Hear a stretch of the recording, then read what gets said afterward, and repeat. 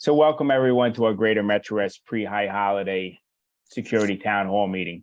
For those of you who don't know me, my name is Bob Wilson. I'm the Chief Security Officer for the Jewish Federation of Greater MetroWest. Interestingly enough, tonight is National Night Out, which is an annual community building campaign that promotes police community partnerships and neighborhood camaraderie. Our meeting tonight is about building a stronger and safer Jewish community here in Greater MetroWest.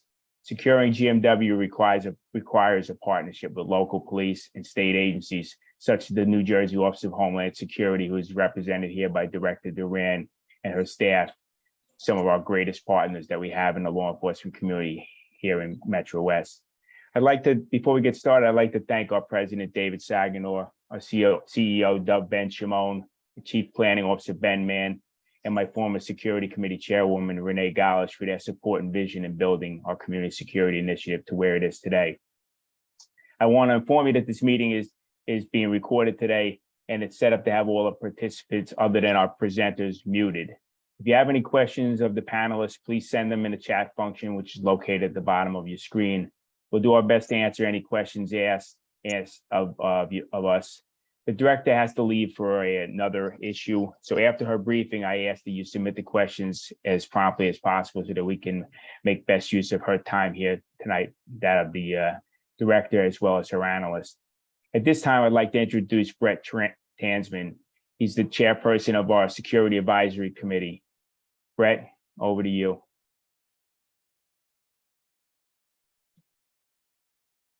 Thank you, Bob. Welcome, everyone. My name is Brett Tansman, and I am on the board of trustees of the Jewish Federation of Greater MetroWest, and I am the incoming chair of our Security Advisory Council. Simply put, the mission of our Security Advisory Council is to ensure the safety and resilience of our Greater MetroWest Jewish community through partnership, preparedness, and vigilance. We look forward to continuing our work with all of you and deepening our relationships. Just to give you a quick overview of tonight, you will first hear from Lori Duran, the director of the New Jersey Office of Homeland Security and Preparedness, about the threat landscape in New Jersey, followed by an assessment by an analyst from that office. The director and the analyst will be available for questions immediately following their remarks. Following Director Duran's remarks, Chip Michaels, our new director of Community Security Training, will review our pre-high holiday checklist. Our Community Security Initiative team will be available to respond to questions at the end. I now want to introduce our special guest, Lori Duran, as I said, the director of the New Jersey Office of Homeland Security and Preparedness. In her role, Director Duran serves as the federally designated Homeland Security Advisor to the governor and is the cabinet level executive responsible for coordinating and leading New Jersey's counterterrorism, cybersecurity, and emergency preparedness efforts. Director Duran joined the New Jersey Office of Homeland Security and Preparedness in April 2018 as director of the Intelligence and Operations Division after retiring from the CIA with more than 32 years of service. Director Duran holds a Bachelor of Arts in Political Science from the University of Massachusetts and a Master of Public Administration from Suffolk University. We're really pleased to have Director Duran with us today. And with that, I'd like to turn it over to you. So thank you for joining us. Thank you very much. I really appreciate being here. And I want to wish everyone a good evening. Thank you, Mr. Tansman and Mr. Wilson, for the invitation and for that really great introduction.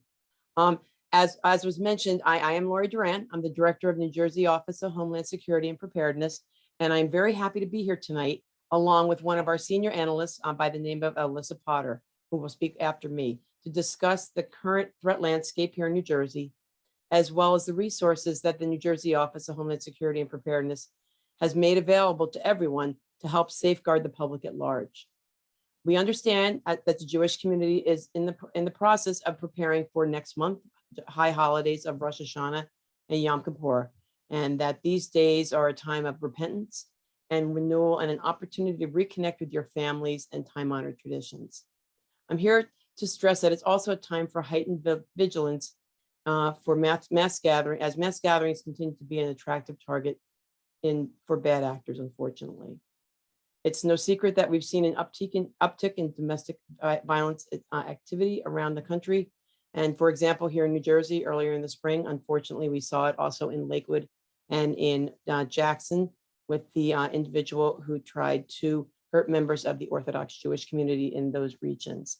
I'm happy to report, though, however, the suspect is in custody and he is being brought to justice, but it's still another glaring example of a perpetrator driven by hate and bias, singling out and terrorizing a community. I will be honest with you, as again, we're under no illusion that we can stop every attack, but that what we can do is prepare, educate, and mitigate the risks to the best of our abilities. At OHSP, we rely heavily on our partnerships to fulfill that mission, as such as our relationship here that we have had with the Jewish Federation of Greater MetroWest, New Jersey. As a member of our Interfaith Advisory Council, they're regularly updated on the best practices, grant opportunities, and the free training programs that we offer, along with other resources and information that will assist them and everyone else in the faith community in New Jersey in identifying vulnerabilities and closing any security gaps. OHSP also works very closely with our federal, state, and local law enforcement partners through information sharing, in addition to coordinated surveillance and response efforts. In the same vein, we continue to encourage you and your congregation to connect with local police and counterterrorism coordinators. If you haven't yet forged these relationships, which are so critical to crisis response, I would highly encourage you to do it. There's no better time to do that than the present, in a blue sky day, as we call it. Finally, I would be remiss as the director to not mention suspicious activity reporting. That is the mantra that I have been asked and charged with saying at every single instance I can do it, is that the public is, after all, our first line of defense in the fight against terrorism. You are our eyes and ears, and which is why I encourage you to familiarize yourself with the 15 suspicious activity indicators that you'll see on our website at njohsp.gov. Knowing what to look for will be half the battle in helping us all be all safe here in the state. Even if you think your observations are insignificant, I encourage you to still report them to local law enforcement, and because it could be part of a larger puzzle of an investigation. So if I'm going to again use the old mantra that we've all heard: if you see something, say something, by connecting with your local police department or by reporting the suspicious activity directly to our Counterterrorism Watch Center. We have a 24/7 coverage there, and the number is 1-866-4-SAFE-NJ, or if you prefer to use email, it can be tips@njohsp.gov. Thank you again for the opportunity to speak with you tonight. And I would like to now introduce Alyssa Potter, who is one of our senior analysts, to give you a very detailed threat briefing on what's going on here in New Jersey and elsewhere. Alyssa? Thank you, Director. I'm just going to provide a quick overall threat picture, specifically that centers around faith-based communities as targets for violence. So in this case, specifically the Jewish community with the high holidays coming up. So in July, the National Counterterrorism Center, the Department of Homeland Security, and the Federal Bureau of Investigation released a joint assessment warning that faith-based groups, along with faith leaders, are likely to remain targets of violence. The assessment urged state and local partners to evaluate their security postures for mass gathering events at houses of worship, as well as reporting suspicious activity in order to prevent, detect, deter, and disrupt potential plots. The assessment stated that violent extremists are likely to consider targeting faith-based institutions because of their symbolism, perceived lack of security, accessible locations, and violent extremist propaganda that celebrates past attacks and encouraging future targeting. So in March, a federal grand jury indicted a Texas-based U.S. person for crimes related to intentionally setting a fire to a synagogue in Austin in 2021. A search warrant revealed handwritten journals containing statements related to the synagogue fire and statements of hate directed towards the Jewish community. In January, just this past January, a UK citizen traveled to the US and held 4 people hostage at a synagogue in Colesville, Texas for more than 11 hours. The hostage taker was killed and no one was hurt in the incident. He asked for the release of Afia Siddiqui, who is currently serving an 86-year federal prison sentence in Fort Worth, Texas. That incident specifically had ties to a foreign terrorist organization, as far as the person that he was asking to be released. And I just wanted to note in that specific case that the rabbi of the congregation had said that they had a lot of security measures and they had trained and drilled and they knew where to go, and they said that that was part of the success that they felt of no one being killed in that attack except for the attacker. So thankfully that turned out well.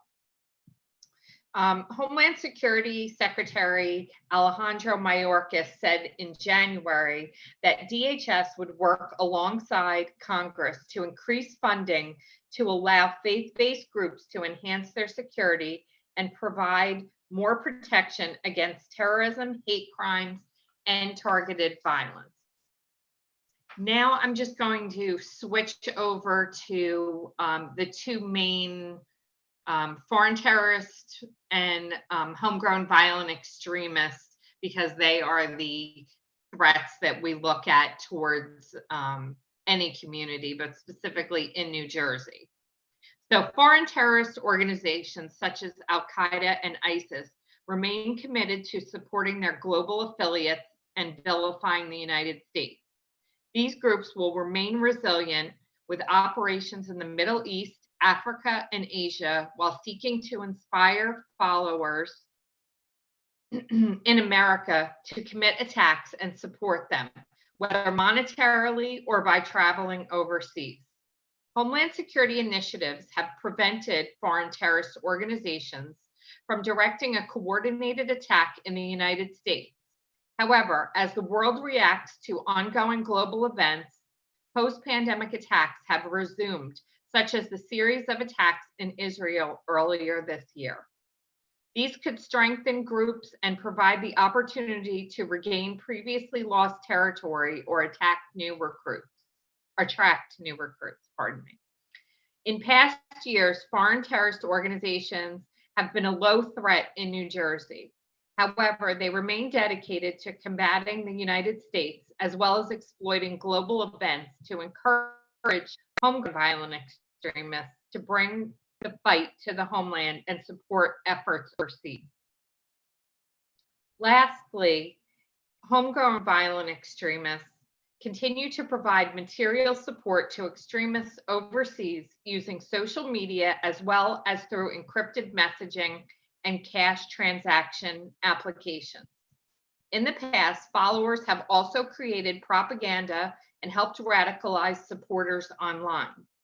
If international travel is not an option, homegrown violent extremists may plot and conduct attacks using easily accessible means, such as edged weapons or vehicles, to target public gatherings. Due to their commitment to supporting foreign terrorist organizations via travel, financial support, or through conducting attacks, our office assesses that HVEs, or homegrown violent extremists, will remain a high threat, along with certain racially motivated extremists, such as the Manchester man accused in April of a violent anti-Semitic crime spree in Lakewood and Jackson. Specifically, in June, this individual was indicted on 32 counts in the string of attacks on April 8th that included 3 men being hit by a car and a stabbing. Again, we just want to stress the importance of training, and also, as Lori said, seeing something and saying something, even if you don't think it's that significant, it's still important to call it in. And the people at CT Watch that are there 24/7 we'll make the determination whether, that needs to become a SAR and become a bigger piece of a puzzle that we need to figure out, because someone could be going to different synagogues or different areas, and the only way we're going to know about it is if everybody calls in or lets us know what's going on, since we can't be everywhere. And that's all I have for my briefing. I guess we'll turn it over to questions if anybody has any questions. So, hang on one second. I have a, so Alyssa, I would assume you may be able to answer this. I'm not 100% sure, but we did have a question about, there was some concern about Matthew Bellinger, the former Marine who was arrested for conspiring online with members of the hate group called Rape Creek. Yeah. He, along and others from Long Island, were, they have procured weapons, uniforms and such. And, how might that be related to us? I mean, geographically, it's very close. So can you speak to that a little bit, please? Sure. So this is not the first instance, unfortunately, of something like this happening, especially from a military background. So a couple of years ago in 2020, we had another couple of incidents, which I think we've addressed in our threat assessment, where military personnel they get, for lack of a better word, indoctrinated, and they are kind of can be a breeding ground for white racially motivated hate and extremism. So you're getting a lot of neo-Nazism and anti-Semitic rhetoric and things like that. So what happened in Long Island, even though it's closer to home for us, it has happened other places. It's just unfortunately a pattern, and it seemed to have calmed down a little bit due to COVID. But now, as we're coming out of the pandemic, we're seeing an uptick in these kind of events. And fortunately, a lot of these incidents are disrupted, and it doesn't, get to that point where it's an attack. But again, always of concern.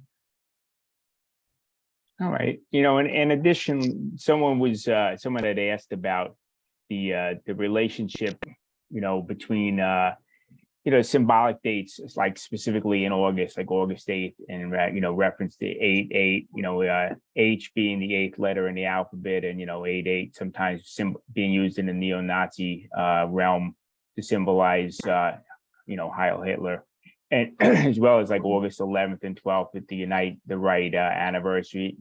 What are your thoughts on those type of concerns related to that? Anything? So it's interesting because we had, this came up actually like last week when we were having an internal discussion. And what we found is that anniversaries, while significant and symbolic, they aren't used as dates of attack. So there's almost never an attack on an anniversary. However, they will use, anybody that's potentially wants to conduct an attack or a plot or something like that, they will be more likely to conduct that attack around a holiday. So a Jewish high holiday, it doesn't matter. It could be a Muslim high holiday, so Ramadan, Christmas, 4th of July. It has to have some kind of symbolic nature, but the actual anniversary date really doesn't.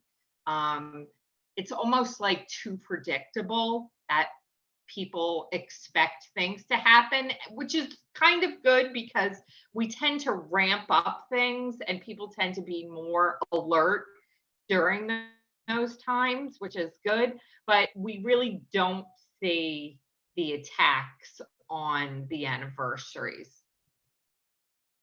All right, excellent. Thank you so much. Dorit, did we see any other additional questions? No, nothing here in the chats as of All yet. right. Oh, one has just come through.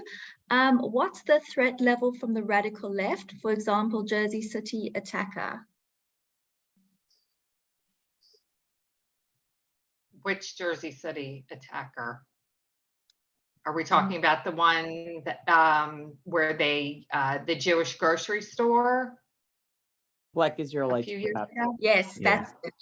Yes, yes. So Black Hebrew Israelites, we haven't seen a lot of action from them since that time.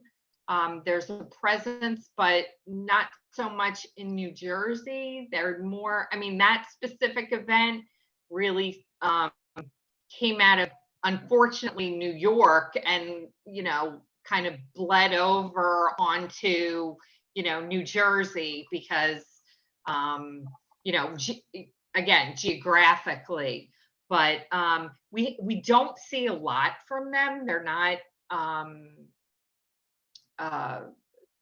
as I don't want to downplay it, but you know, they're just, we don't see a lot of activity there. All right, And thank it's you. more, just one more thing, and it's more Sure. like you need to, it's not so much the groups as it is the individuals and their ideologies and their specific motivations, because that's more what we see on a daily basis, I would say.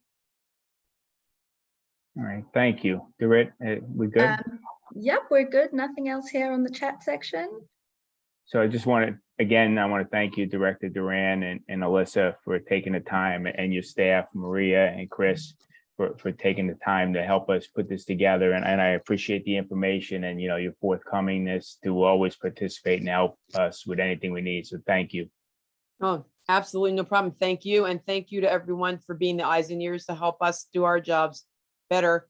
You're helping to protect yourselves as well as everybody else here in the state. So I want to thank you for your assistance, but I hope you all have a good night, and I'm sure we'll see each other again soon. Thank you. Thank you very much. Thank you. So at this point in time, I want to have take the opportunity to introduce two of our new team members at the Community Security Initiative. Thomas Michaels, or as we know him, Chip, and hopefully you'll know him as Chip very soon, has come on board as our Director of Community Security Training, and will be working to support the training and exercise needs of the organizations within our community. He'll be providing instruction to members, the professional and lay staff of the organization, as well as working with our law enforcement partners in delivering the training. The training efforts will involve everything from designing to planning to leading in and instructing, and as well as evaluating training sessions that we may bring in the future. Primarily, we'll be focusing on active threat at this point in time, as well as situational awareness training. There's also other aspects to the training that Chip can bring to your organization, as far as your early childhood center, or even as far as ushers and greeters.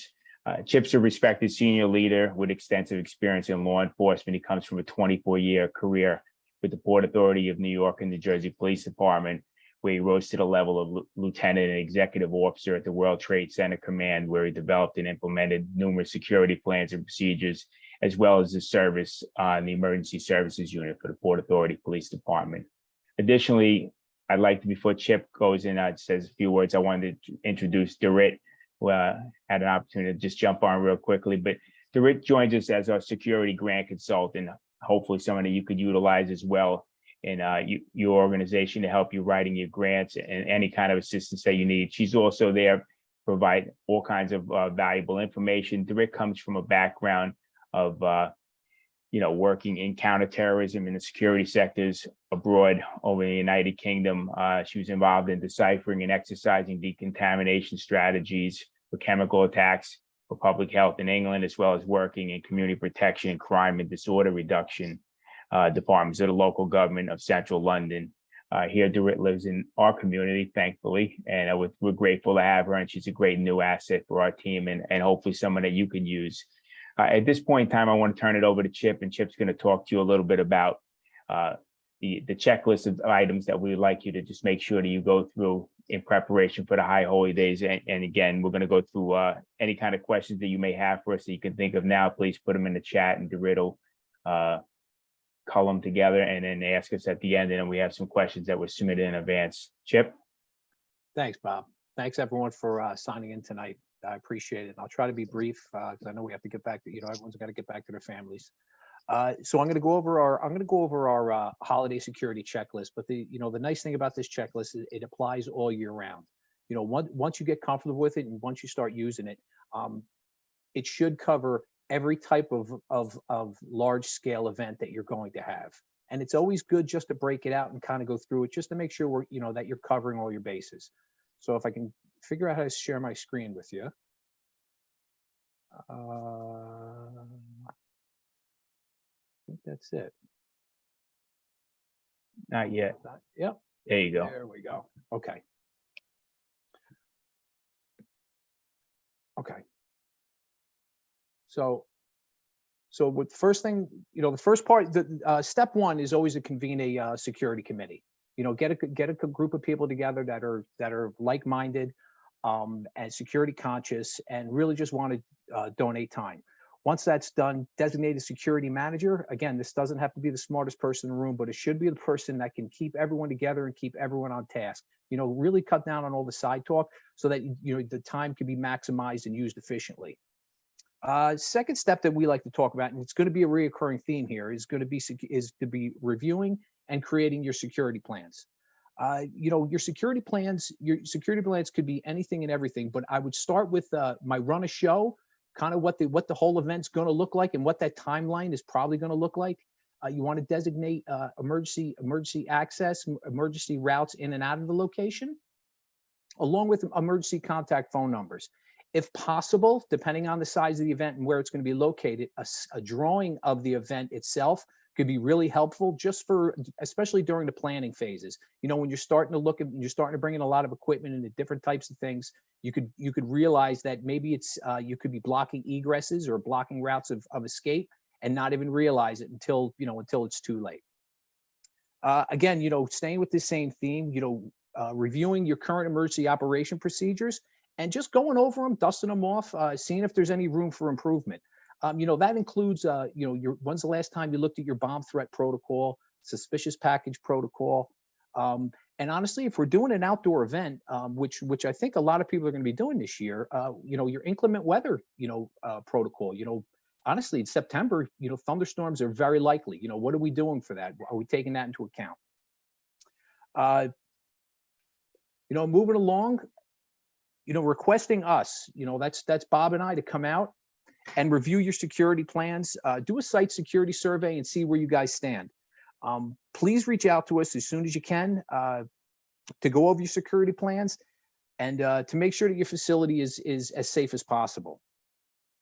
Again, reviewing response procedures, it's a reoccurring theme, but now we're talking about, medical emergencies, which are probably the most likely scenario that's going to happen, right? Especially as our congregation gets a little older in age. A heart attack is very likely. So, is our AEDs up to snuff? Is our emergency, our first aid kits, well stocked and not expired? Make sure we're checking this stuff out. And most importantly is are your people aware of what the procedures are? Is your staff aware of what to do in an emergency? That's really critically important to, not expecting them to know, making sure you sit them down at some point and explain to them, this is what I expect of you, and this is what we're going to do in an emergency. One of the most important parts of your emergency planning is going to be your liaisoning with law enforcement, fire EMS, and us. We can set up this meeting very easily, through our contacts. And, me personally, advising first responders of your event and what's going to happen really does two things. Number one, it puts them on notice that there is going to be an event in your location. This is the time and the place and what it's going to consist of. And what it also does, it gives law enforcement time to react to it. And what I mean by that, it gives them time to allocate resources for your specific event if it's deemed that it's needed. Now, remember, a lot of our municipalities have multiple synagogues, multiple Jewish centers. So, we don't want to be the last one to knock on a door and ask for assistance when everyone else has done so beforehand. Get out there early, and let them know what's going on. Usher and greeter training is something that we're pushing right now. Please contact us as soon as you can to get yourself put on the schedule. It's a fairly straightforward. It's not a scary program. We talk about suspicious behavior, encountering unknowns, unknown persons, threatening situation, and evacuation lockdown drills. It's kind of the things we kind of go over with your ushers and greeters, because the way we always view it is your usher and greeters, for me, the way I view it, is those are the people that are there every Saturday. They've been coming for a long time. They're dedicated.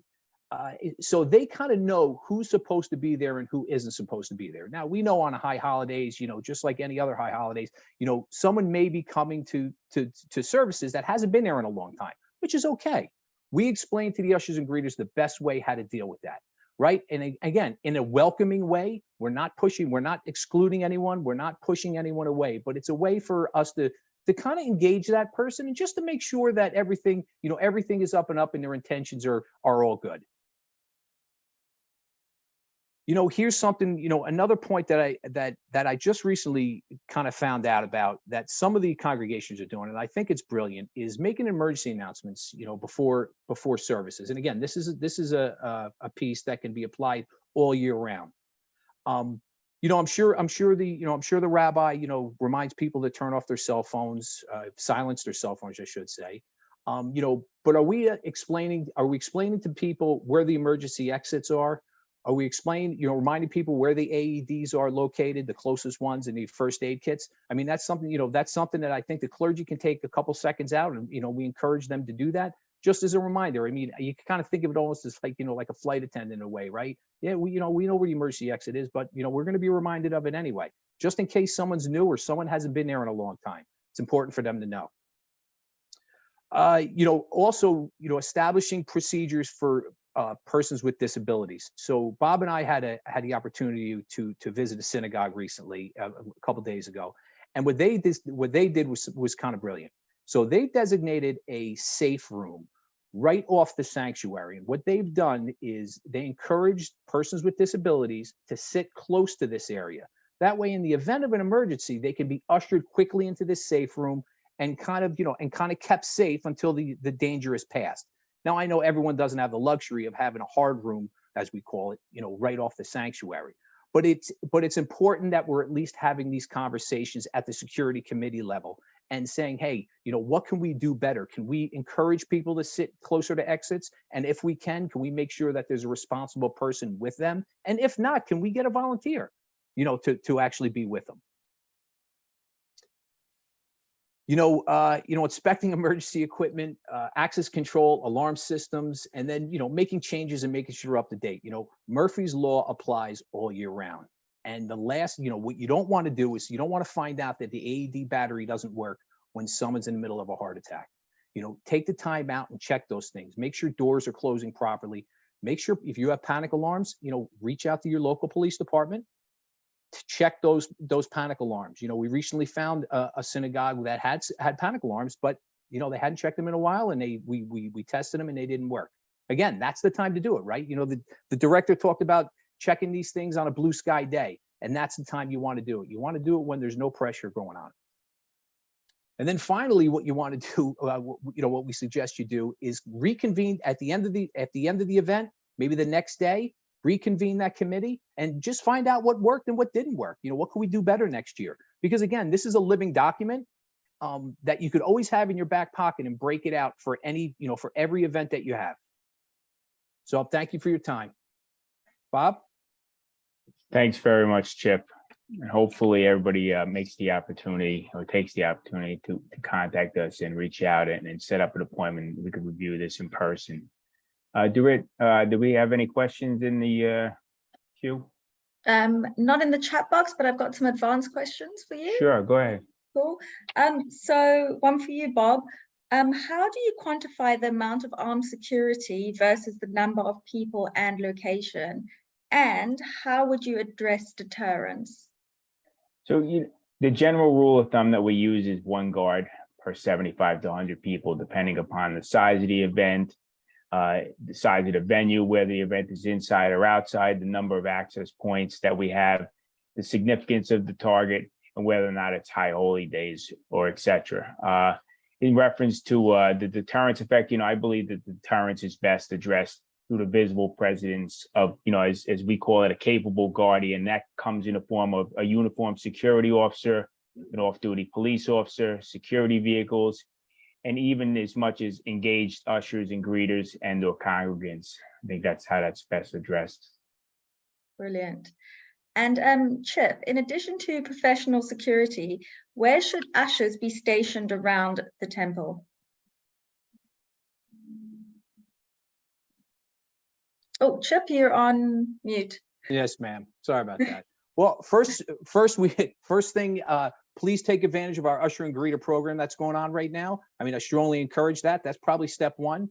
But under ideal circumstances, having your ushers and greeters stationed near your security personnel, that does two things, right? So your usher is, again, is aware of who your congregants are, so he can kind of relay that information back and forth. And if there is an emergency, that usher is also aware of the facility and where emergency equipment might be located to also help him with his job.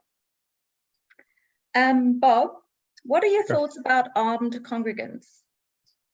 That's a question that comes up quite often. There's no one size fits all answer for that when it comes to the issues surrounding firearms and security. Every community is a little different, right? Each synagogue has to really decide, consistent with their values, what's best for them. It's truly about their comfort level and about having armed personnel protect their synagogue. If you do decide to have armed security, though, our recommended best practice is to employ an on or off-duty law enforcement officer or a recently retired police officer who continues to maintain the relevant certifications and training. We're also available to help walk you through the process, the decision-making process around security officers, because while it seems very simple of just hiring a security officer and putting them in place, it's quite complex, and there are a lot of things that you need to know in advance to make sure that you get the desired results that you want, and you get the satisfaction and safety that comes with having a qualified security personnel. And just, remember that whatever your decision is, you have to have your security personnel as a part of your emergency response procedures. I think it's an oftentimes forgotten thing that they hire security and they just assume that they're going to handle everything. And it's just not true. And it's something that has to be dealt with. And we're willing to come out and assist you with that process as well. Thanks. Great. Chip, could you tell us how, the best way to handle security outside under a tent, for instance? Sure. So again, planning is everything, right? Failing to plan is planning to fail. So, creating that special event, we used to call them special detail plans. That basically tells all the personnel exactly what their duties and functions are. I wouldn't expect it to that kind of detail for your facilities.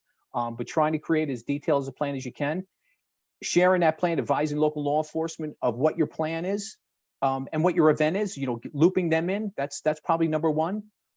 Ensure, again, Bob mentioned having a capable guardian. So, whether it's a security officer or whether it's a congregant, make sure we have someone standing by, during the event, making sure so no one wanders in that's not supposed to be there, or maybe there's a threat that starts to develop and that person can sound the alarm. Probably the third point and most important one is using congregants' vehicles or using vehicles to protect your actual space, protecting your event. And again, that's from the low tech attacks, right? The ramming attacks. Someone might use a vehicle, but possibly and probably more likely is a medical issue that a driver may have, right? That has a heart attack and may swerve into, drive through your parking lot into your event. Or if maybe your event's too close to the street, same thing, a medical event jumps the curb and hits it. So what could we do? We could probably, number one, use congregants' vehicles, blocking vehicles. And if we're close to the road, think about maybe relocating it or keeping it as far away from the road as possible. Thank you.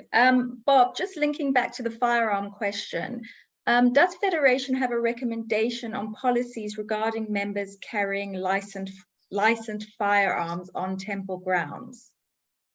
Well, the Federation doesn't have a policy in reference to that because it's not really an area that we want to really address as far as giving them advice as to whether or not to have that. My personal recommendation, and this is not that of the Federation, is that I think it's something that needs to be seriously considered, including a consultation with your insurance carrier as to whether or not you're going to be authorizing people to carry a firearm in your premises, and that your insurance will cover that policy.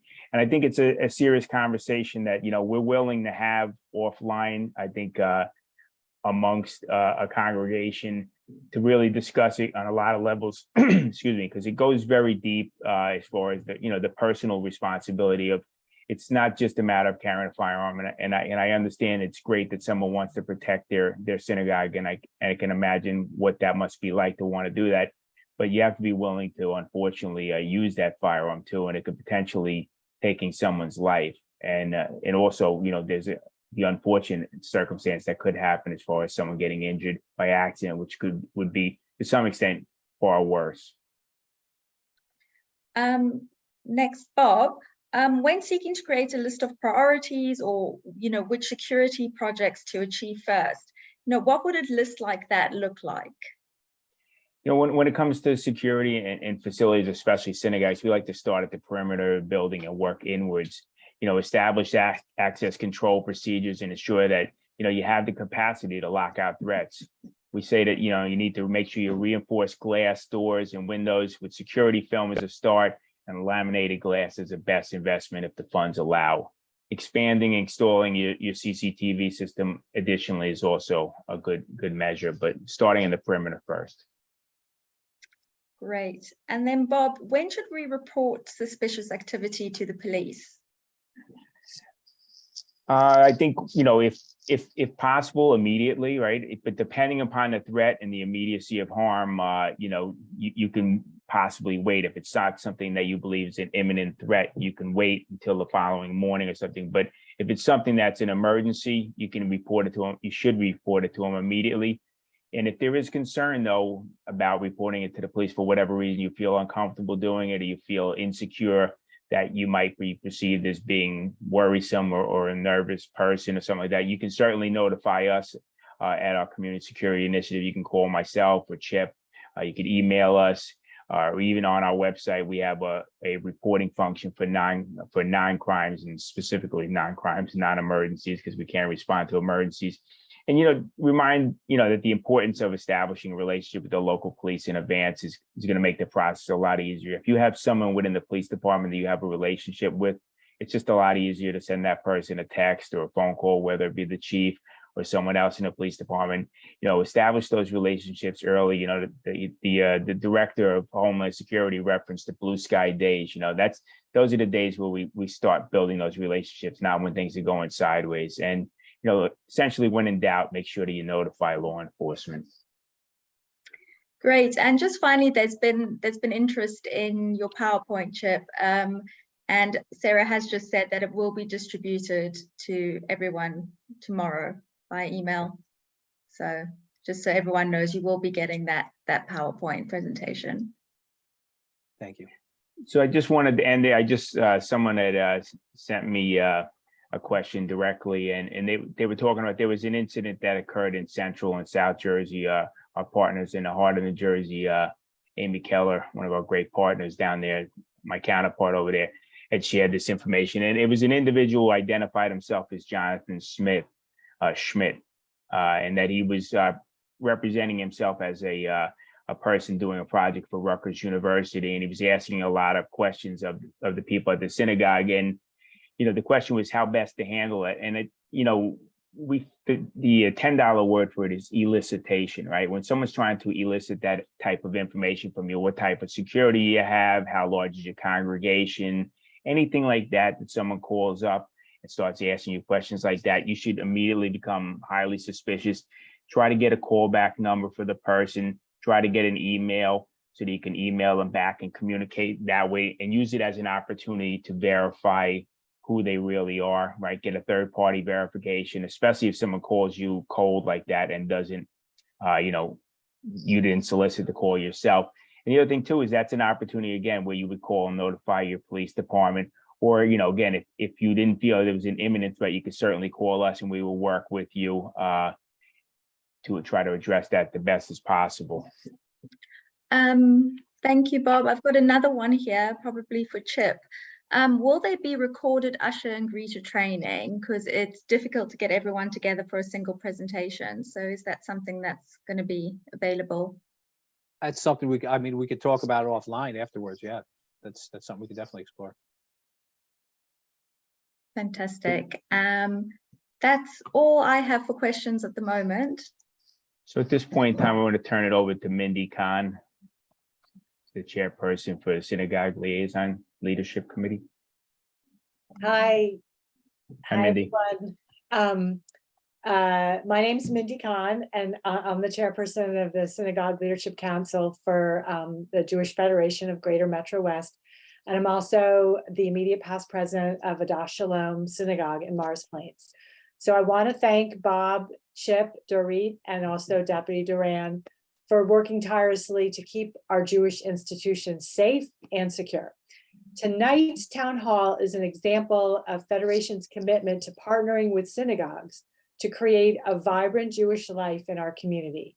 And through the guidance of the Synagogue Leadership Council, we work to strengthen local synagogues and pursue our shared goals. If you have any questions or need help for your synagogue, do not hesitate to reach out to our Federation professional, Sarah Diamond, who was writing in the chat, she's the manager of the Synagogue Initiative at Federation. And we'll put her email address in the chat as well. So thanks again for coming.